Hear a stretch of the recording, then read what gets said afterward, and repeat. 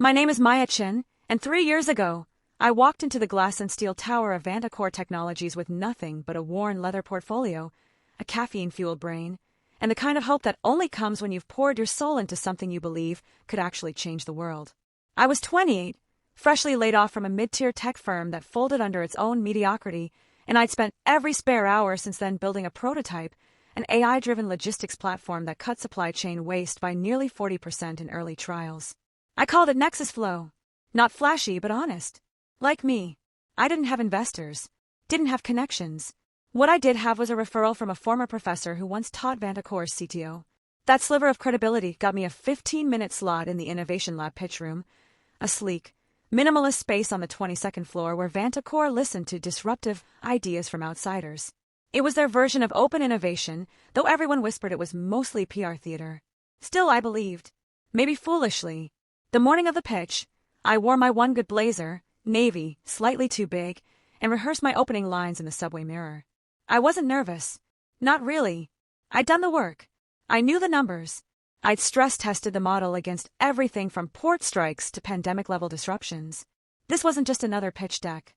It was the culmination of sleepless nights, ramen dinners, and the quiet, stubborn belief that good ideas deserve a shot, no matter who brings them. I arrived early, sat in the waiting area, fingers tracing the edge of my tablet. The receptionist barely glanced up. Then the doors to the pitch room opened, and out walked Julian Vanta, CEO of Vantacore, billionaire, and the man whose name was on every glossy magazine cover that claimed to define the future of American tech. He gave me a distracted nod, already talking into his earpiece about quarterly margins. I stepped inside. The room was colder than I expected. 3 executives sat at the far end of a long table, 2 men in crisp suits, 1 woman with sharp glasses and sharper posture. And then there was her, Lena Vanta, Julian's daughter. Early 20s, maybe. Hair the color of expensive champagne, draped in a cream silk blouse that probably cost more than my monthly rent. She lounged in the CEO's chair like it was her birthright, which I suppose it was. She hadn't been on the attendee list. No one mentioned she'd be here. I cleared my throat. Good morning. I'm Maya Chen. Thank you for giving me this opportunity to present Nexus Flow. I clicked to my first slide. Clean. Bold. The problem, $1.3 trillion lost annually in U.S. supply chain inefficiencies. Before I could say another word, Lena leaned forward, elbows on the table, chin resting on interlaced fingers. Her voice was smooth, almost bored. We don't need your ideas anymore. The room went still. I blinked.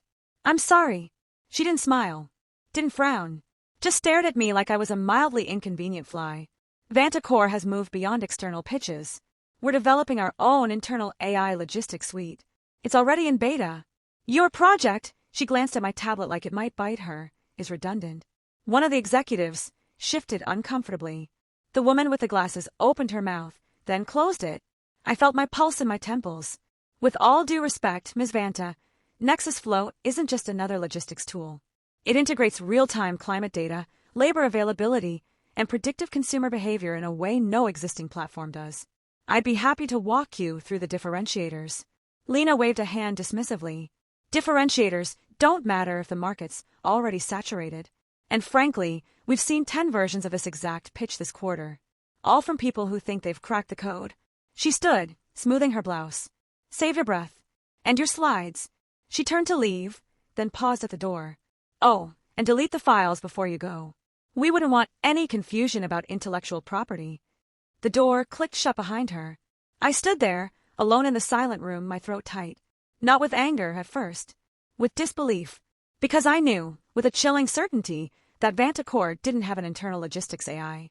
Not even close. I'd scoured their patent filings, job postings, tech blogs. Nothing. Lena was bluffing. Or worse, she'd stolen the concept. But from who? Then it hit me. 2 months earlier, I'd presented an early version of Nexus Flow at a small industry meetup in Brooklyn. It wasn't a formal pitch, just a casual demo for a handful of developers and startup founders. Among them was a quiet woman named Priya Mehta, who worked in Vantacore's data strategy division. We talked for nearly an hour afterward. She'd asked sharp questions, seemed genuinely excited. I'd even shared a redacted white paper with her, just enough to show the architecture, not the code. Had Priya taken it to Lena? Had Lena claimed it as her own? I gathered my things slowly and steady even as my mind raced. As I passed the reception desk, Lena was standing by the elevator bank, scrolling through her phone. She didn't look up, but I stopped anyway. Your internal AI, I said, voice low but clear. Does it handle port congestion in real time using satellite AIS data combined with dockworker union calendars? She froze, just for a fraction of a second. But I saw it, the flicker in her eyes, the micro tremor in her thumb as it hovered over her screen. She recovered fast. Like I said, redundant. The elevator doors opened. She stepped in without another word. I walked out of Vantacore that day with my portfolio under my arm and a fire in my chest that felt less like humiliation and more like fuel. That night, I didn't cry. I didn't rage post on LinkedIn. I sat at my kitchen table, the same one I'd coded on for 3 years, and opened a new folder on my laptop. I named it Project Echo, because if they wanted to steal my idea, fine. But they'd stolen a version. A draft. Nexus Flow had evolved since that Brooklyn meetup. I'd added layers, ethical sourcing algorithms, carbon footprint tracking, even a module that rerouted shipments to support minority-owned trucking companies during labor shortages. Features Lena couldn't possibly know about. Features Vantacore's internal platform wouldn't have. But I needed proof. Not just that they copied me, but that they were planning to launch something hollow, something that would fail spectacularly and take real businesses down with it. Because that's what scared me most. Not the theft, but the arrogance. The idea that they could slap a Vantacore logo on half-baked code and call it innovation. So I started digging. I reached out to Priya Mehta. Not accusingly, just casually. Asked how she liked the meetup, if she tried any of the food trucks. She replied quickly, warmly. Said she'd loved the demo, had shared it with her team for inspiration. No mention of Lena. No mention of an internal project. But then a week later, Priya stopped answering my texts. Around the same time, I noticed something odd. Vantacore had quietly posted a dozen new job listings, all for AI logistics roles. But the descriptions were vague. Too vague. Like they were hiring for a project they hadn't fully defined yet. And the required skills, they matched my white paper almost exactly. I started attending Vantacore's public tech talks. Sat in the back. Listened. Took notes. At one event, a junior engineer mentioned in passing that the L project was running into integration snags. When I asked another attendee what L project was, he shrugged. Lena's thing, I think. She's been running point on some AI initiative. Lena. Of course. I needed inside access. Not as Maya Chun, rejected outsider. As someone they'd never suspect. I remembered a contact from my old job, Raphael, a freelance UI designer who'd done contract work for Vantacore's Innovation Lab. He owed me a favor. I called him. Rafe, I need a ghost. He laughed. You finally snapping, Maya? No. I need you to list me as a subcontractor on your next Vantacore gig. Under a different name. Just long enough to get a badge. Access to the internal dev portal. He was quiet for a long moment. This is risky. If they find out, they won't. I just need to see what they've built. Or haven't built. He sighed. Fine. But if you get us both blacklisted, you're buying me a lifetime supply of Cuban cigars. 2 weeks later, I walked back into Vantacore, not through the main lobby, but through the contractor entrance on 42nd Street. Badge clipped to my shirt. M. Torres, UX consultant. My hair was dyed auburn, my glasses thicker, my posture deliberately slouched. I avoided eye contact, kept my head down. Played the part of the quiet, overworked freelancer. Inside the innovation lab, things were chaotic. Whiteboards covered in half-erased diagrams. Coffee cups stacked like Jenga towers. And everywhere, the hum of stressed developers trying to meet a deadline that kept moving. I was assigned to polish the user dashboard for a project codenamed Lumina. My heart jumped. Lumina. L project. The codebase was a mess. Not just messy, fundamentally flawed. They built the front end first, then tried to bolt on AI logic like an afterthought. The predictive routing module, it used static historical data, not live feeds. The carbon calculator, a hard-coded average, not dynamic per route analysis. And worst of all, they'd ignored the ethical sourcing layer entirely. To them, it was non-essential. I spent nights copying snippets of their architecture, comparing it to my original white paper. Line by line, function by function, it was Nexus Flow, stripped of its soul. Lena hadn't just stolen the idea. She gutted it. Then one afternoon, I overheard 2 engineers talking near the snack station. Did you see the launch date got moved up again? Yeah, Lena's pushing for a demo at the Global Tech Summit next month. Julian's flying in keynote speakers. She knows it's not ready, right? She doesn't care. Says as long as it looks good on stage, the engineers can fix it later. Classic Vanta. The Global Tech Summit. In 6 weeks. where Vanacore would unveil Lumina to the world as their groundbreaking new AI logistics platform built entirely in-house. And I knew with cold clarity what I had to do. Not revenge. Not exactly. But truth. I started building again. Not Nexus Flow 2.0. Something sharper. Something designed not just to work, but to expose. I called it Veritas. Same core engine as Nexus Flow, but with one critical addition, a transparency layer. Every decision Lumina would make, every route, every cost-saving shortcut, Veritas could audit in real time. And if Lumina cut corners on ethics, sustainability, or accuracy, Veritas would show it, publicly. I reached out to journalists I trusted. Not the flashy tech bloggers, but the investigative reporters who'd broken stories about algorithmic bias and corporate greenwashing. I sent them anonymized comparisons, Lumina's flawed logic versus Veritas's ethical framework. I included timestamps, code diffs, job postings that prove Vanacore had no prior work in this space. I also contacted Priya Mehta again. This time, I didn't hide my anger. They're going to launch a broken system that could strand shipments, inflate emissions, and hurt small suppliers, all for a photo op. Is that what you wanted? She called me that night, voice trembling. I didn't know it would go this far, Maya. I showed Lena the white paper because I thought she'd fund you. But she said Vanacore should own it. Said you'd never scale it properly. I tried to speak up, but she's the CEO's daughter. I know, I said softly, but you can still help. There was a long pause. Then, what do you need? The summit was 3 weeks away. I worked 18-hour days, refining Veritas, prepping demos, coordinating with the journalists. Rafe covered for me at Vanacore, feeding them fake progress reports on my dashboard tweaks. I barely slept. Ate standing up. My apartment became a war room of sticky notes, energy drinks, and half-finished takeout boxes. And through it all, I kept thinking about that pitch room. The way Lena looked at me like I was nothing. Like my years of work were disposable. But here's the thing about being called redundant. It forces you to prove you're essential. The night before the summit, I uploaded Veritas to a secure cloud instance. Set up live data feeds from major ports, weather services, and freight networks. Ran a final simulation. It worked. Flawlessly. As I shut down my laptop, my phone buzzed. A message from an unknown number. They know someone's leaking. Security's auditing all contractor logs. Be careful. It was Priya. I stared at the screen, heart pounding. They were closing in. But it was too late to stop now. The next morning, I dressed carefully. Not in my navy blazer. In something bolder. A deep red dress, the color of warning signs and ripe fruit. I pinned my hair back. Applied lipstick like armor. I wasn't going as M. Torres. I was going as Maya Chen. Because today, Vanacore would unveil Lumina to 5,000 industry leaders, investors, and press. And I'd be in the audience. Not to watch. To respond. As I stepped out into the crisp October morning, the city hummed around me. Taxis honking, street vendors calling out, the distant wail of a siren. Somewhere above, in the gleaming tower of Vanacore, Lena was probably rehearsing her keynote, smoothing her silk blouse, confident in her stolen crown.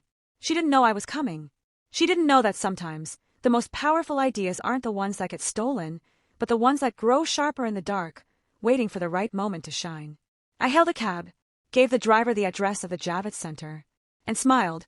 The Javits Center buzzed like a live wire. Thousands of people in sharp suits and tech-branded hoodies milled under the glass atrium, sipping overpriced coffee and scanning QR codes on digital badges. I kept my head low, my red dress a quiet rebellion in a sea of black and gray.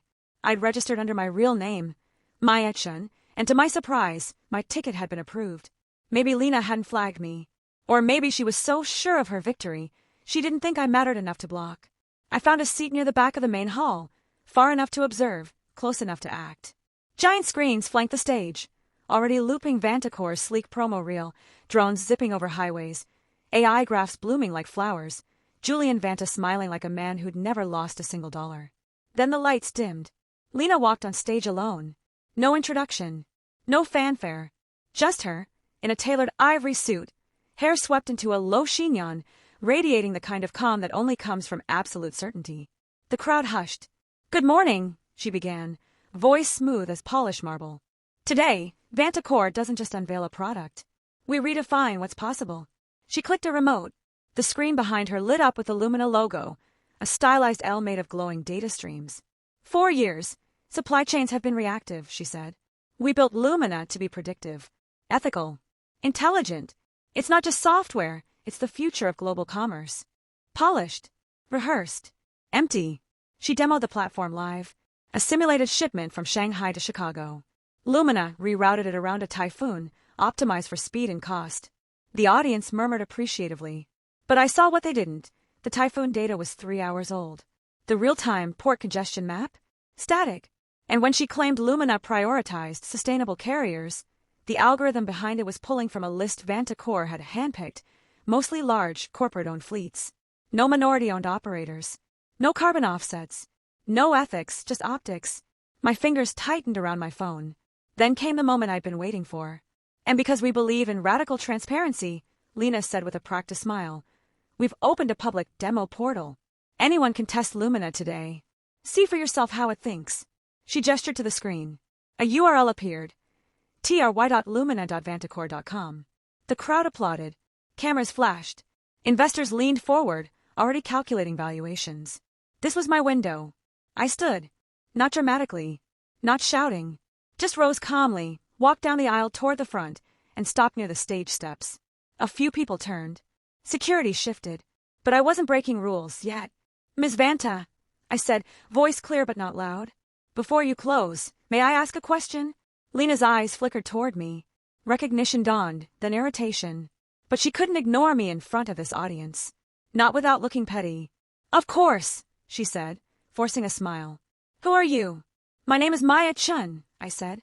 And 6 months ago, I pitched an AI logistics platform called NexusFlow to Vantacor. You told me, we don't need your ideas anymore. A ripple went through the room. Whispers. Phones lifted. Lena's smile didn't waver, but her knuckles whitened around the remote. That's a coincidence. Lumina was built entirely in-house. Is it? I pulled out my tablet. Because your public demo just went live, and I've built something too. I tapped a button. On the giant screen beside Lena, my own interface appeared, clean, intuitive, labeled Veritas, the truth in logistics. I'd mirrored the same Shanghai to Chicago route. Let's run the same simulation, I said. But this time, with real-time data. I hit play. Veritas pulled live typhoon coordinates from NOAA, updated port wait times from AIS feeds, and cross-referenced Union strike alerts from dockworker forums. It rerouted the shipment, not just for speed, but to a port using solar-powered cranes. It flagged a carrier with a history of wage violations and swapped it for a black-owned logistics firm in Detroit. And it calculated the carbon footprint down to the kilogram. The audience fell silent. Then gasps. Because Veritas didn't just work, it exposed Lumina's lies in real time. Side by side, the contrast was brutal. Lumina saved $200. Veritas saved $180, but cut emissions by 34%, supported ethical labor, and avoided a port about to shut down in 2 hours, a fact Lumina missed entirely. Lena's face went pale. You stole my architecture, I said, voice steady now. But you stripped out everything that mattered. You kept the engine and threw away the conscience. Julian Vanta appeared at the side of the stage, eyes wide, whispering urgently to a staffer. Security started moving toward me. But I wasn't done. I've published a full comparison at veritas-logistics.org, I said, raising my voice just enough, including code diffs, job postings, and internal emails showing Lumina was conceived after my pitch.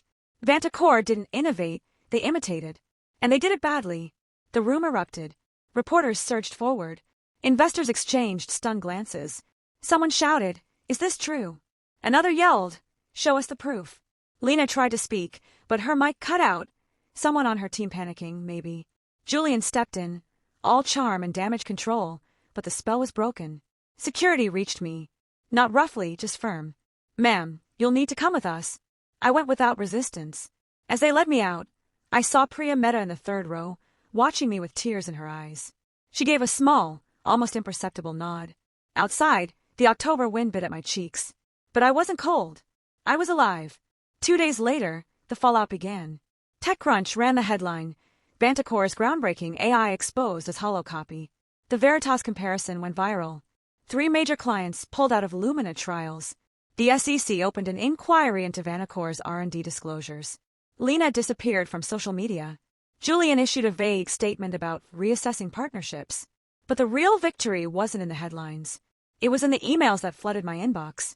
Small business owners, independent truckers, sustainability officers at mid-sized retailers, all saying the same thing. We need Veritas. I didn't have a boardroom, didn't have investors, but I had something better, trust.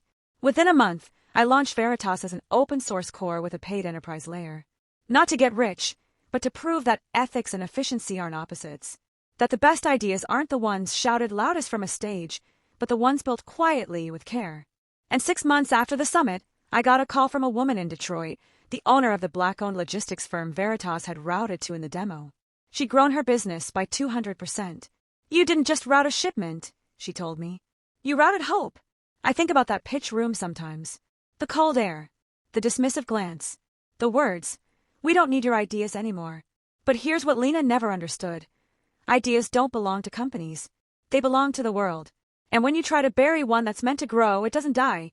It finds a way to rise, roots deeper, branches wider. I never went back to Vantacore, but I didn't need to, because the future I dreamed of, it wasn't theirs to steal. It was mine to build.